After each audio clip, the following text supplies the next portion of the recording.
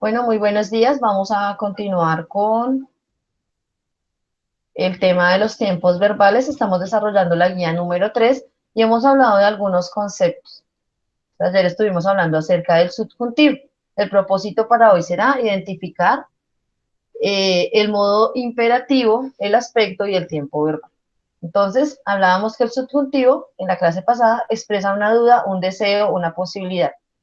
Cuando hablamos de tiempos verbales, recuerden que esos tiempos van a estar influenciados por el modo y el aspecto. El modo entonces es la actitud del hablante, ¿sí?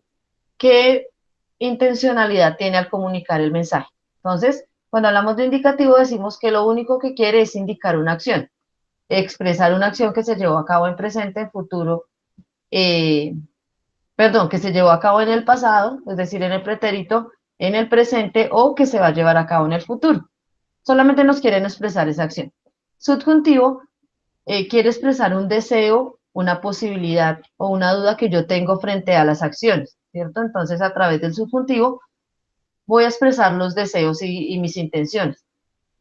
Es de los dos temas que hemos hablado en esta semana. Recuerden que los dos presentan diferentes tiempos verbales en simples, en tiempo, pues en forma, perdón, simple o en forma compleja.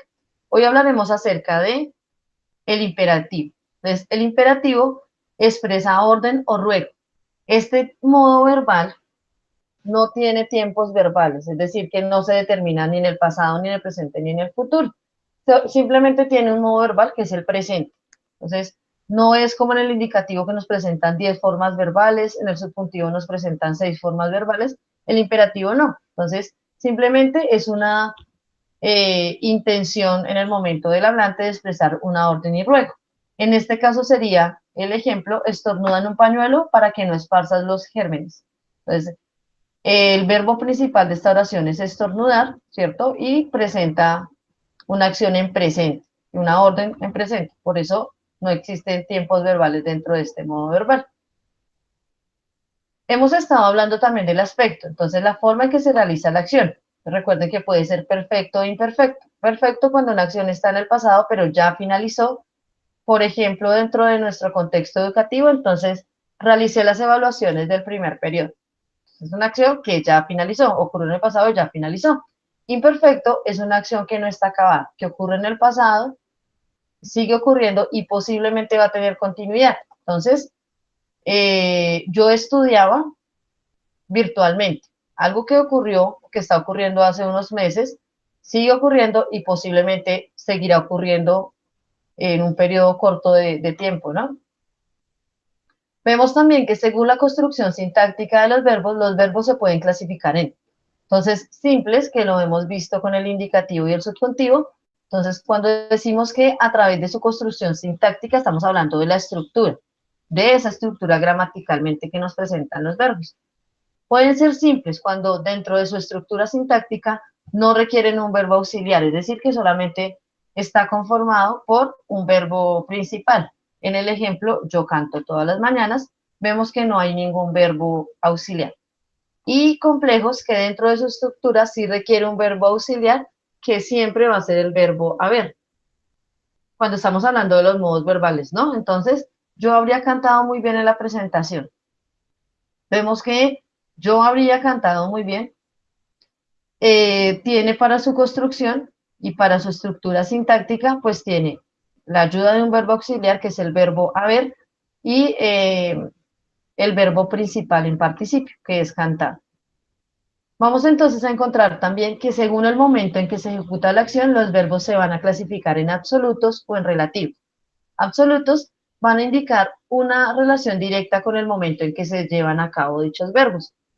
Dentro de los tiempos absolutos, pues se encuentran los que ya conocemos. Recuerden que absoluto hace referencia a un momento determinado. Entonces encontramos el presente, el pretérito y el futuro. Presente las acciones que están ocurriendo en este momento. Pretérito las acciones que ocurrieron en el pasado y futuro, pues acciones venideras. Entonces, algunos ejemplos, Juana fue al gimnasio toda la semana, eso sería pretérito. Ana María baila con sus amigas, sería presente, y Carlos vendrá mañana, sería una acción venidera. También dentro de el momento en que se ejecuta la acción, pueden ser relativos, ¿cierto? Cuando no es absoluto, sino cuando pueden plantearte una hipótesis o de algo que posiblemente no ocurra, entonces se refieren a acciones que están relacionadas en otro momento diferente a la enunciación. Hubiese quedado, pues un ejemplo, de acciones hipotéticas en el pasado, ¿ok? Entonces, cuando el tiempo no se clasifica dentro del presente, el pasado o el futuro, vamos a decir que presenta un tiempo relativo, un momento relativo. Vemos en la guía entonces que hay el siguiente ejemplo y se encuentran los modos indicativos, subjuntivos, imperativos y cada uno de los aspectos verbales. Encontramos que también dentro del momento en que se ejecuta, pues hay algunos ejemplos eh, de formas absolutas y relativas.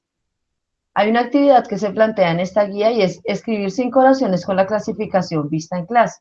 Entonces, vamos a buscar 5 oraciones del modo imperativo, 5 oraciones subjuntivas y 5 oraciones imperativas. Vamos a mirar el aspecto, si es personal e impersonal, y pues el tiempo verbal. Entonces, si es simple o si es complejo. Esta era la explicación para el día de hoy. Terminar con nuestra guía, mirar el modo imperativo. Recuerden que este modo no va a expresar, no va a tener tiempos verbales porque va a expresar una orden o un ruego.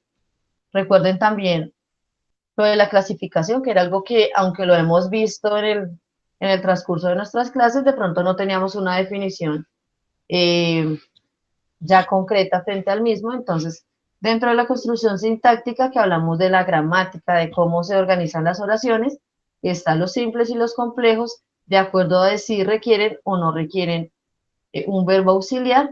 Y pues hoy hablamos acerca también del momento en el que se ejecuta la acción, cómo se clasifican, si en absolutos o en relativos. Absolutos van a indicar una relación directa con el momento en donde se realiza la enunciación y relativos es otro momento fuera de ese tiempo donde se realiza la enunciación de la acción.